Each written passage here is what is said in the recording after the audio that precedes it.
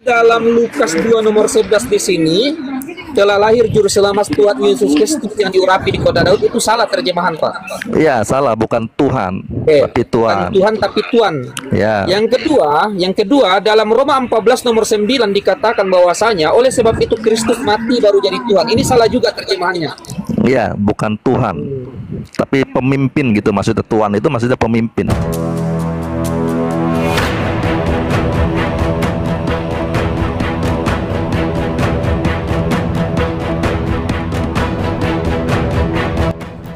Assalamualaikum warahmatullahi wabarakatuh. Sahabat, berjumpa kembali di Bintang Mu'alaf Channel. Mudah-mudahan kita semua selalu sehat walafiat di dalam lindungan Allah Subhanahu wa ta'ala.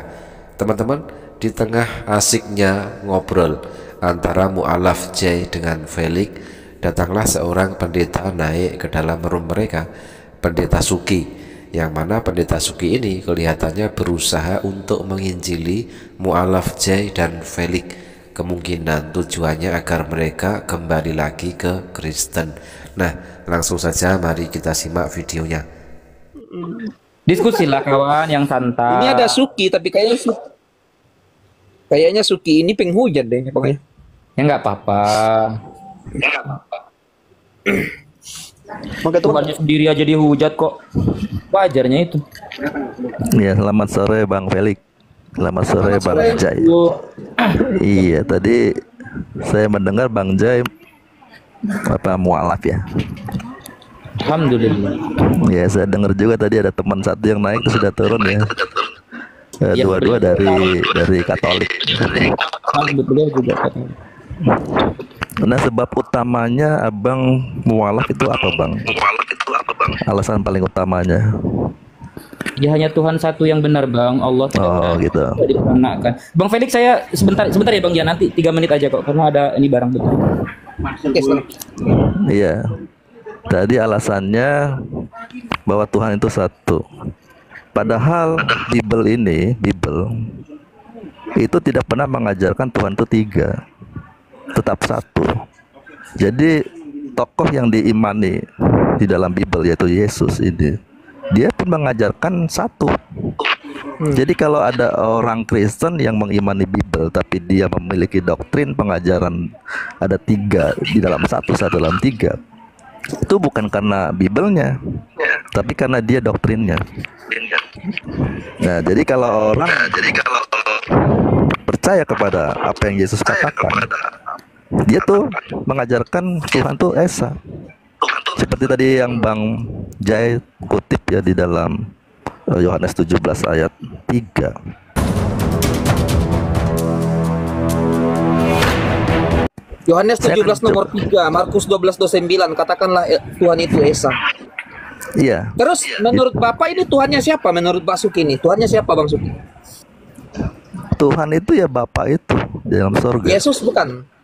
Bukan, dia manusia sempurna. Dia manusia yang mencapai gambar rupa daripada Tuhan itu sendiri.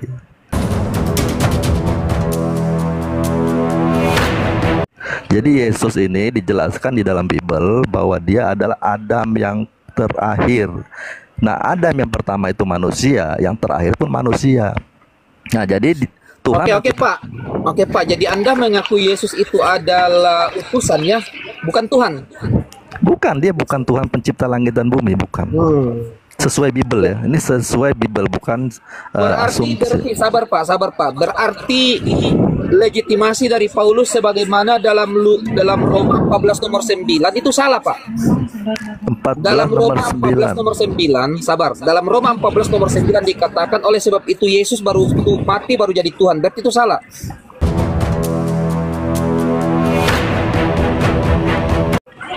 Ya, jadi tulisan aslinya bukan Tuhan, tapi kurios Tuhan, bukan Tuhan pencipta langit dan bumi. Aslinya itu, Bang. Berarti tulisan-tulisan LAI untuk menerjemahkan Alkitab itu semuanya salah semua ya, Pak ya?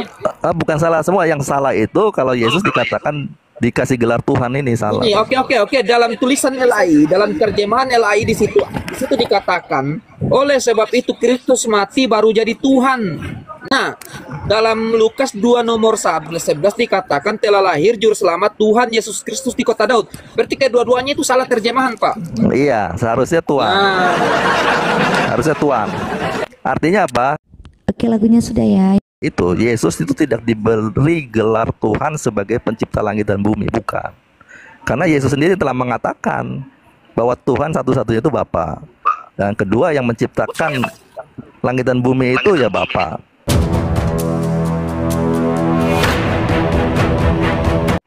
Ya kan, di dalam Matius 19 juga mengatakan yang menciptakan manusia juga Bapa. Jadi kalau pengertian Tuhan sebagai pencipta, Yesus bukan penciptanya, Bapaknya. berarti definisi daripada Tuhan itu kan kita sepakat definisi Tuhan itu adalah yang diibadahi sekaligus pencipta alam semesta, kan betul kan, Pak? Ya, sesuai KBBI ya, begitu. betul. Ya, jadi yang kedua berarti dalam Lukas 2 nomor 11 di sini telah lahir juru selamat Tuhan Yesus Kristus yang diurapi di kota Daud, itu salah terjemahan, Pak. Iya, salah, bukan Tuhan, Oke, tapi bukan Tuhan. Tuhan tapi Tuhan. Ya. Yang kedua dalam Roma 14 nomor 9 dikatakan bahwasanya oleh sebab itu Kristus mati baru jadi Tuhan. Ini salah juga terjemahannya. Iya, bukan Tuhan, tapi pemimpin gitu maksudnya. Tuhan itu maksudnya pemimpin. Kenapa dikatakan Tuhan? Karena dia sejak lahirnya hanya satu manusia ini yang kudus, Bang. Sedangkan yang lainnya keturunan dari Adam dan Hawa yang tidak kudus. Makanya dikatakan dia Tuhan. Oh, saya setuju dengan Bapak ini. Saya setuju dengan Bapak ini. Karena saya begini, kenapa saya katakan setuju dengan Bapak? Karena dalam Lukas 2 nomor 11 di situ dikatakan telah lahir Tuhan Yesus Kristus di kota Daud. Nah, ketika kita bawa kepada Lukas 1 nomor 31 di situ, Gabriel membawa berita kepada Maria bahwasanya engkau mengandung seorang anak laki-laki dan hendaklah engkau menamainya Yesus. Makanya akan menjadi Gabriel ketiga yang lahir di kota Daud adalah Tuhan. Berarti kita sepakat ternyata yang lahir di kota Daud itu bukan Tuhan, Pak, toh? Bukan. Nah, Yang untuk jelasnya dia, ya kalau catatan Bible, dia anaknya. Jadi yang lahir tuh anak Bapak. Kenapa anak? Nah, saya akan jelaskan di dalam Bible pengertian tentang anak itu dijelaskan ya di dalam 1 Yohanes 3 ayat 10. Di sini kita akan mengerti apa arti kata anak. Inilah tandanya anak-anak Allah dan anak-anak iblis. Jadi bukan hanya ada anak Allah, tetapi juga ada anak iblis. Jadi Maaf Allah Pak, saya punya naik anak. sendiri tadi ke pental. saya Ya. lagi asik tadi diskusi makanya saya nggak lihat Iya, itu iya. Mulki. Siap. Lanjut. Ya, jadi ayat ini akan menerangkan bagi kita apa yang ada di dalam Bible, khususnya perjanjian baru ini. Yohanes dan Yesus menjelaskan pengertian kata anak. Nah, di dalam Yohanes 1 ayat 3 ini bukan hanya ada anak Allah, tetapi juga ada anak iblis. Apa artinya anak ini? Setiap orang yang tidak berbuat kebenaran tidak berasal dari Allah. Demikian juga barang siapa yang tidak mengasihi saudaranya. Nah, Yesus menjelaskan di dalam Yohanes 8. Yohanes 8 ayat 44. Ini ayat sudah populer ya. Yesus mengatakan kepada mereka bangsa-bangsa Yahudi, imam-imam kepala itu ya, iblislah yang menjadi bapamu. Berarti mereka itu anaknya. Nah, bagaimana bisa mengatakan iblis punya anak? Dan ternyata Yesus mengatakan bahwa kamu ingin melakukan keinginan-keinginan bapamu. Ia adalah pembunuh manusia sejak semula dan tidak hidup dalam kebenaran. Jadi kalau orang melakukan kehendak atau keinginan daripada iblis, dia menjadikan iblis itu bapaknya dan dia sebagai anaknya. Nah, kita tahu bahwa Yesus di dalam hidupnya hanya melakukan kehendak Allah, sehingga dia dapat memanggil Allah itu bapaknya dan dia itu anaknya.